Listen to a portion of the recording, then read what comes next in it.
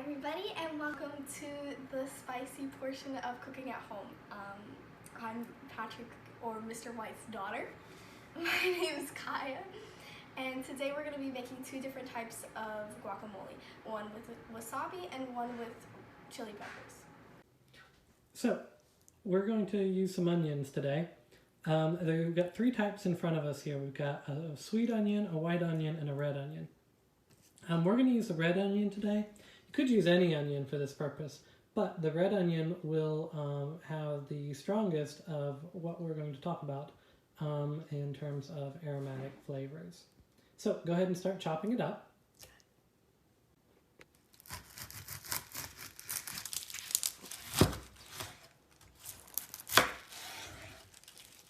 So I imagine you all have cut onions before, and in cutting them you've noticed that they have a handy-dandy, quite strong reaction. Notice anything yet, Kaya? No. So inside an onion, in the cells, just like any plant cell, they've got huge vacuoles in the middle that make the cell nice and rigid. And so essentially what onions do that's a little different than some other plants is they use those for plant defense. And so inside those storage vacuoles, they've got a couple compounds that whenever they're combined, some interesting things happen. An unsuspecting creature breaks the cells, which Kaya is doing a fine job of doing. And when those vacuoles get broken, compounds combine. The particular compounds that combine in the onions are going to make propantheol S oxide, which is a gas, in a sort of 30-second kind of cascade production using a couple enzymes to sort of enhance the reaction. So it takes about 30 seconds or so, and then at some point, Kaya's corneas here are going to collide with this gas. Can you smell it yet? Yeah. Okay, are your eyes watering or no? My eyes don't water. Lucky duck. Well, in any case, the red onions are probably have this in a little more intensity than the other two, which is why we chose this for our particular dish today. But what happens is whenever the gas has sort of acidic properties to it, and so whenever your eyes have particular sensory cells that this handy-dandy little molecule fits right into, it'll start to cause a stinging sensation. When you get the stinging sensation in your eyes, then what you're going to end up having is My eyes aren't watering. what's called a lacrimation reaction, and that tear ducts, they're going to start having to flush your eyes out to sort of dilute the acid. Now, you can get rid of this by sauteing the onion, by cooking it, and it'll go away almost entirely, or you can eat it directly. Eat some onion. And you can taste a nice bit of bite. Describe. I don't know, it's like spicy. Exactly, which is why we chose the red onion for what we're going to do. So you can go ahead and throw that in both bowls. And you'll notice we're not really measuring too terribly much here. Guacamole is a very to-taste kind of dish. Now, if we wanted this to be, not terribly spicy, we could totally saute these and a ton of that would go away. So like onions, raw onions, sauteed onions, and caramelized onions are three entirely different flavors. So if you don't like one, make sure to try the other two, because you're basically, it's an apples and oranges thing. Okay, so next we're going to talk about our guacamole. This is the next step. You can kind of throw these spices together, but you're definitely going to want to wait to spice your guacamole until your avocados are in. So you're going to take it, and slice right in and cut around the pit. So, you might not know, there's a gigantic pit within the guacamole. What's a pit? The seed. Very good. Hey guys, one other quick thing. I noticed something whenever Kaya was cutting her avocados. She actually cuts them differently than I do. Another good approach, so notice how like the avocado, the seed would have been right here, right? So you can actually take it and if you hold it, imagine there's an avocado, right? And you bring this kind of bagel style in and then bump up against the seed. If you know what you're feeling for, if you've cut an avocado the way she had before, you'll know right when you've hit that seed because it's hard as all get out. And then all you got to do is rotate this around and you'll get the same result. So that's just another way to do the same thing. So. Okay, so now we're going to take the avocado and we're basically just going to smash it because this really isn't the texture you're trying to get if you're going to make guacamole. This is going to be more of if you were eating straight out of the avocado, which you can actually do. It makes a nice bowl. I had it for breakfast. So you're going to take it and just kind of smash it with whatever tool you would like. I would not use the knife or something like that. So while you're doing that, I'm going to ask you a couple questions about the avocado. Sure. So these are ripe.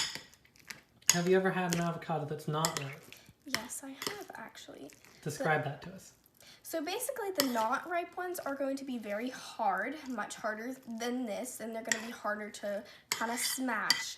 They've got a bit more like bitter and sort of tart type flavor. They're not really the kind of flavor that you want with the avocado or the guacamole that we're making right now. Okay, so what do you think that they would be like if you had picked them, say, a month early?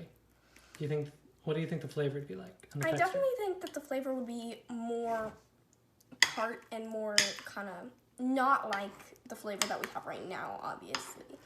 And It definitely would be the same sort of hardness that I had described a minute ago. Okay, so that's going to come up later. Okay, so I'll let you go ahead and finish off that, and then I'll finish off the other. Okay, so now we're gonna add a tomato. Basically, you can sort of take and choose things that you don't want. You are gonna want an acid though, either the lime that we will be adding later on, or the tomato that we are adding right now. That's gonna kind of not have it rot as fast and not make it as brown and gross whenever you go to eat it. So we're gonna go ahead and slice right into this tomato. So while she's doing that, just so you guys know, if you got guacamole in your fridge and the top of it gets all brown and scuzzy, as long as it's not growing mold on top, that's actually still good. All you got to do is stir that in. What you're looking at there is oxidation reaction. So that browning isn't actually going to change too much of the flavor. It might decrease some of the flavor a little bit, but it's not anything in terms of food safety. You've got to worry about food safety whenever it turns full on black and starts growing white stuff. Which, this can be said the same for a banana or an apple. If you kind of leave that out in the sun, a lot of people don't like their brown bananas or anything like that. You're not most people, food-wise. He's eaten several supposed rotten things and out of expiration things in our fridge several times. But no, those can go ahead and be eaten. A lot of times I will take my brown bananas and I'll go ahead and mush them up in a blender or something like that to create a smoothie if that's how you want it. That way you don't really get the brown because a lot of times people don't like that texture. Oh, so if you guys fell asleep in my bio class or in my chemistry class or both, I wouldn't eat things out of the fridge that are rotten unless you know what you're doing. So pay attention in class. Okay, so one other quick thing. That tomato. Now, notice she's put some in both of them, and we've got handy dandy extra little bit of tomato there. The minute you put that in the fridge, that is going to lose a ton of flavor, because as that tomato cools, a ton of the stuff that makes a tomato nice and tasty will start to go away. So if you can help it, a great place to store a tomato is out on the counter. It won't last as long, but what do fridge tomatoes taste like, Kaya? They're not not as flavorful, let's say that. But you also, if you don't want to leave this kind of slimy tomato, you can go ahead and put it in a container. That's completely fine, just not the fridge. Yep. Or if you put it in the fridge, you can get away with putting it in cooking dishes, but I wouldn't eat it straight unless you like the taste of flavorless tomato. So now we're going to talk about spices. So what we've done here is we've sort of sorted the spices into some piles based on similarity, and also based on similarity of what they do. So a lot of this has to do with evolutionary history. So what I want you to do first is to go ahead and take a bite out of that radish. I hate radishes. And describe for us what this tastes like. Okay, so first, it's kind of sweet. Definitely got a crunch. Actually, these radishes are really dull. Okay, so what do they normally taste like? Okay, so normally they do have that little bit of sweet flavor that I described, but afterwards it's kind of got a kick to it. Okay, where do you taste that kick? What do you mean where? In your mouth, or your nose, or your... I can't remember. Let's try again, see if you get some more of it. Maybe this time.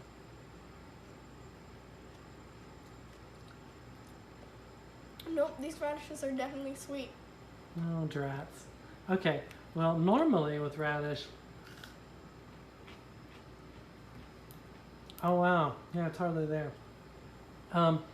You'll get sort of a nasal kind of spice to it, which is similar to our wasabi over here, and very different from our handy-dandy little peppers. So let's instead, this is cayenne pepper, and take a small amount on your finger and tell me what you get.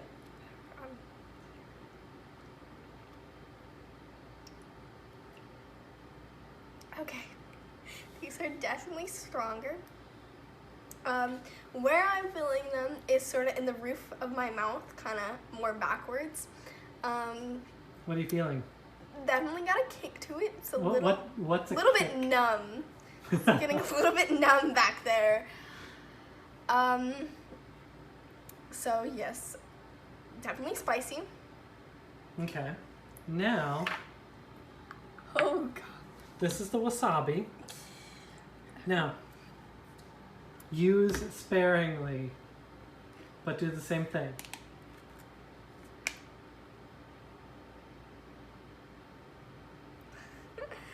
Okay.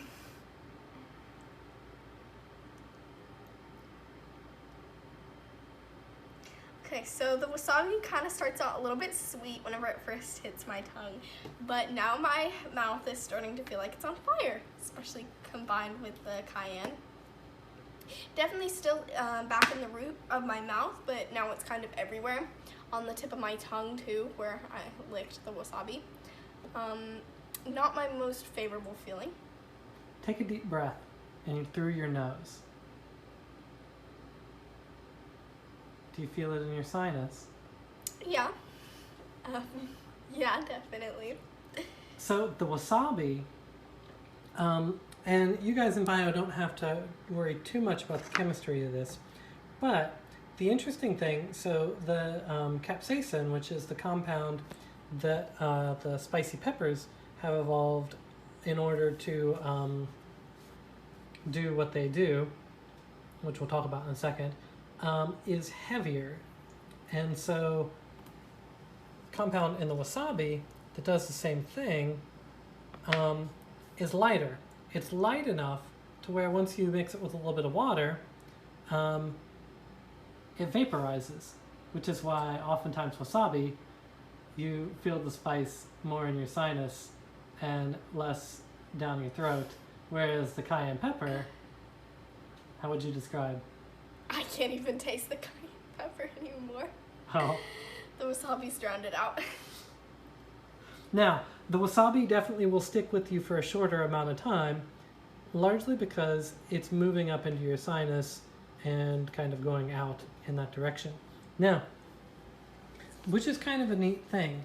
Now, there are other types of pepper. So this is black pepper. Black and white pepper use a third route. They're actually not closely related to the, actually, can you pop the top off and show us the peppercorn real quick? That's what I was Just doing. pull it out. Yep, okay.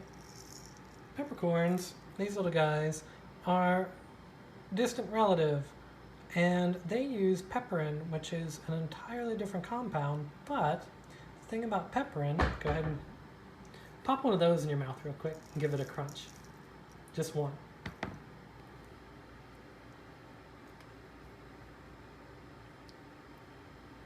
It's definitely got a very different taste. Now, where would you describe the feeling of that?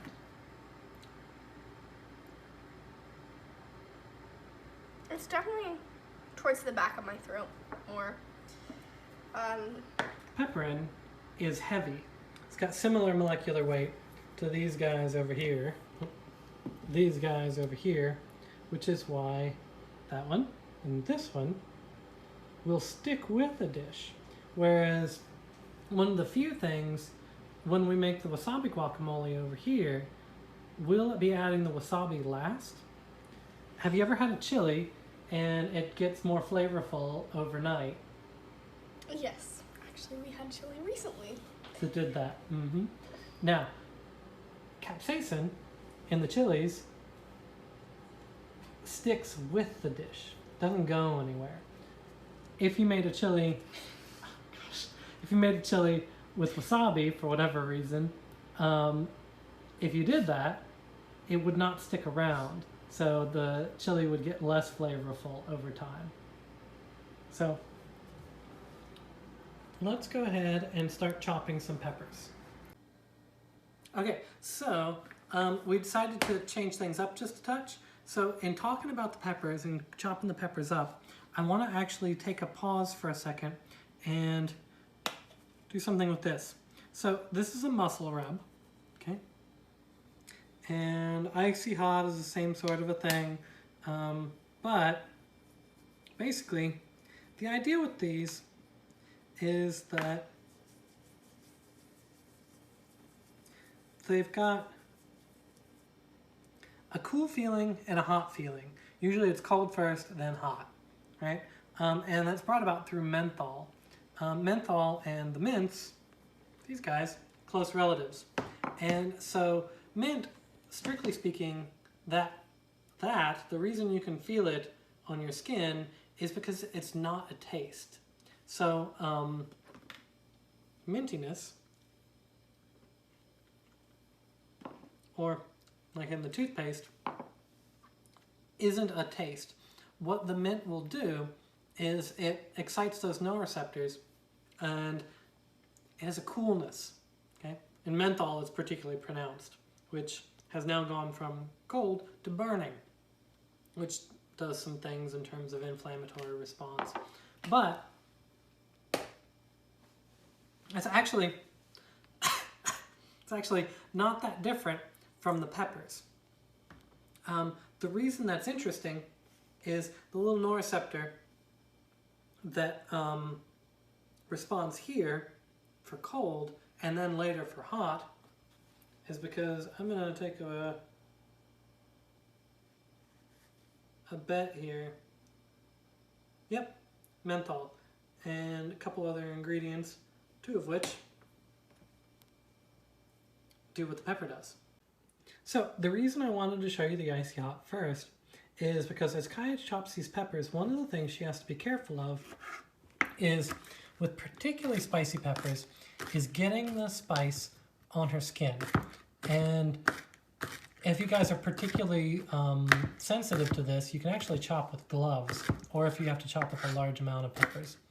The reason that you got to be careful with this, and the reason we describe peppers as being hot, is because spiciness, strictly speaking, isn't a taste.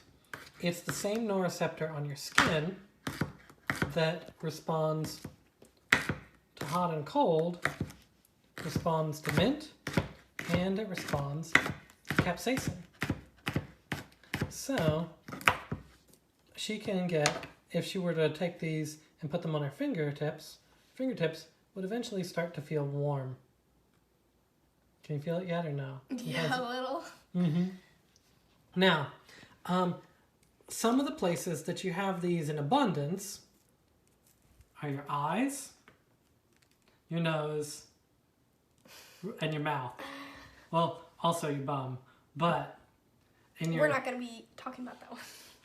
Well, or using it. You've never had a particularly strong batch of chili, we'll say, and everybody's been there. Welcome to biology class. So, but in any case, these, what makes it or what is useful for the plant in doing this is it prevents herbivory. Things don't like to eat that because they don't like to feel like they're on fire. Right? No. As I've learned with the wasabi. Yeah.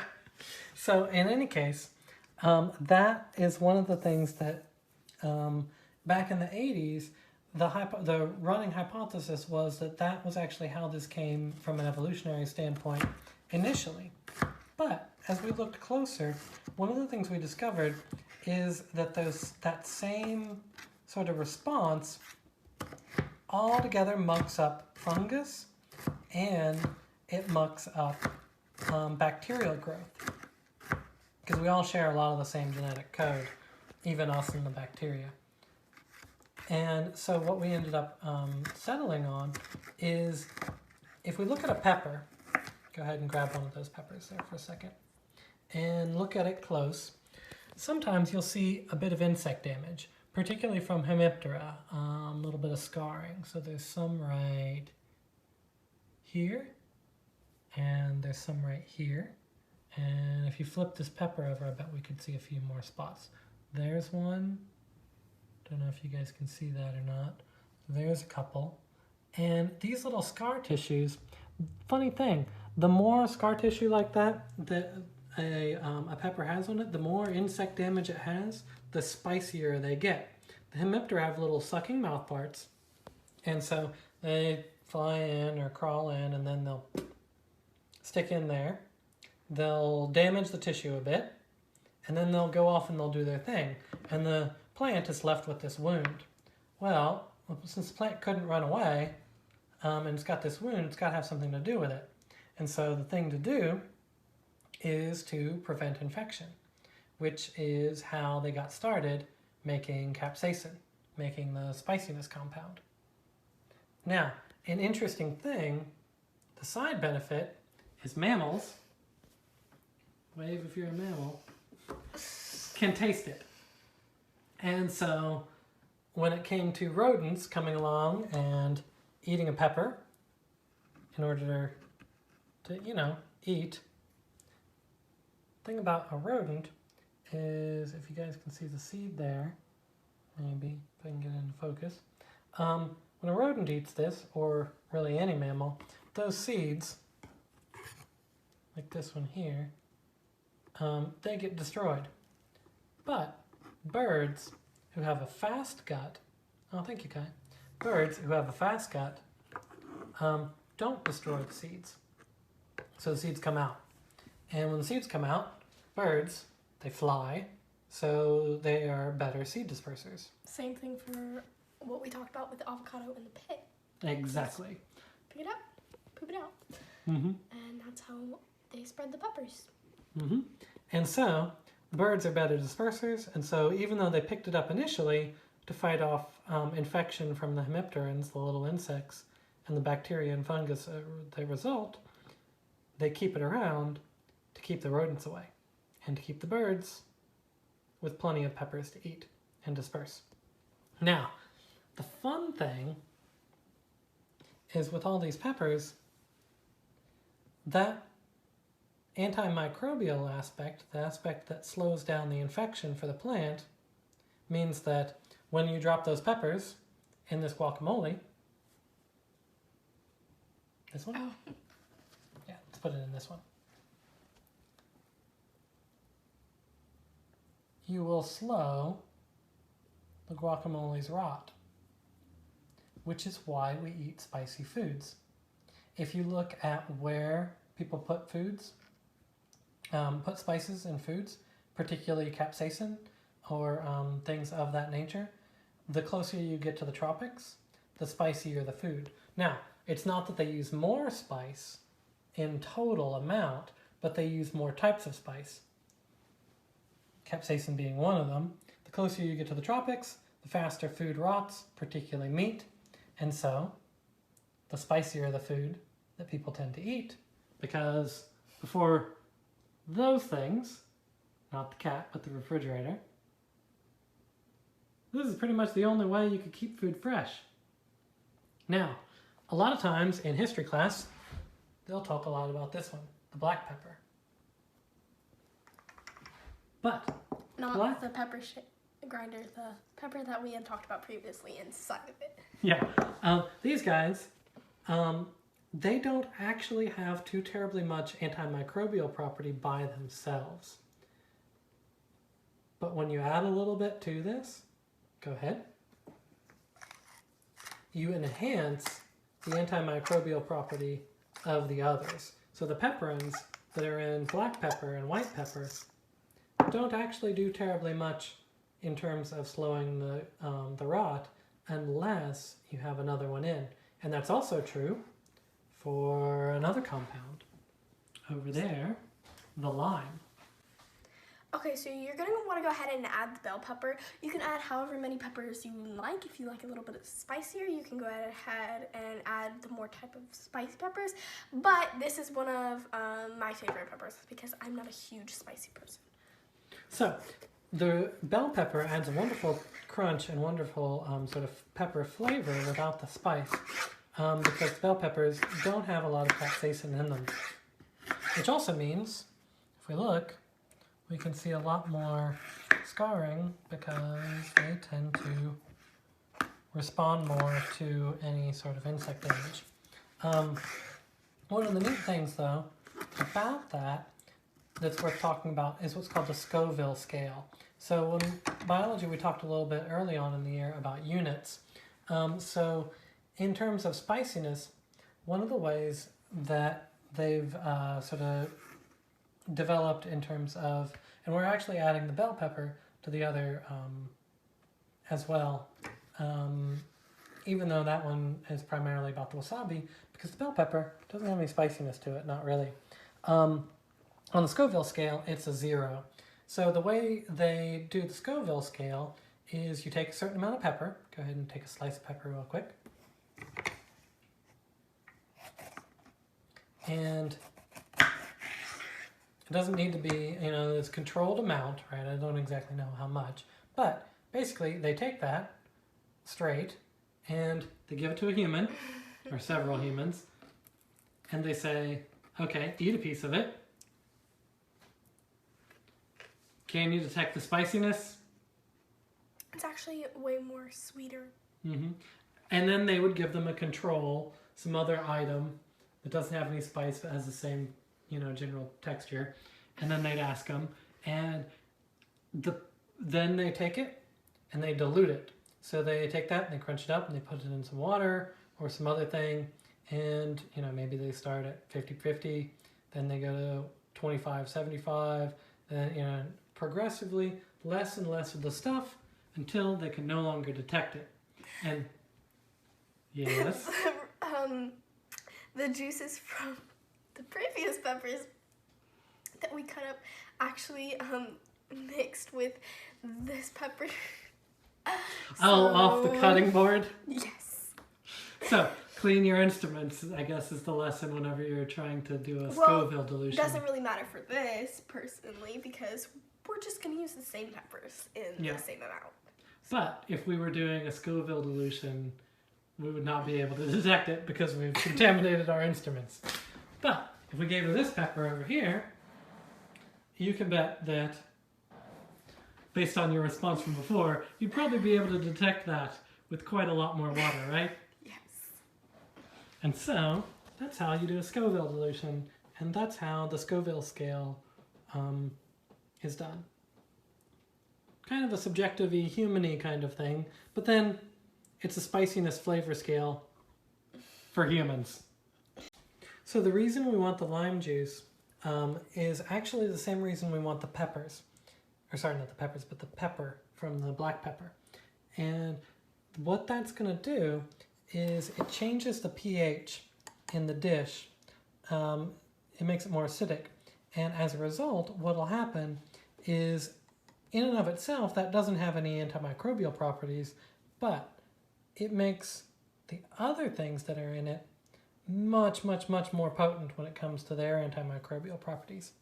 And so that's really what it's doing, is it's boosting the properties of the other things. And in terms of flavor, that brings out the flavor much more through that boosting process. Yeah.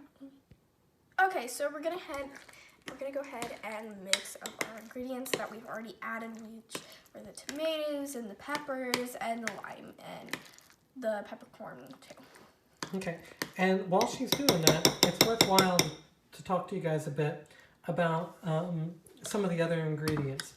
So for a lot of these things, like you can add garlic to this, but garlic, chilies, ginger, cinnamon, all these things have a long traditional medicinal use. So they'll be used in medicines a lot, in addition to being used in cooking.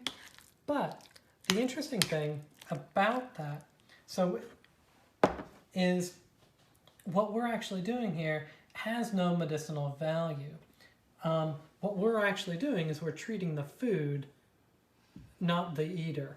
So if we were treating, say, dysentery or kidney stones, arthritis, blood pressure regulation, all of those things in the past, sort of folk medicine-y kind of things or traditional medicines from sort of ancient cultures, a ton of these ingredients would be used for that, but they would be used either differently or in much larger concentrations. And so what you're actually doing whenever you put these things in food is you're treating the food, not the eater.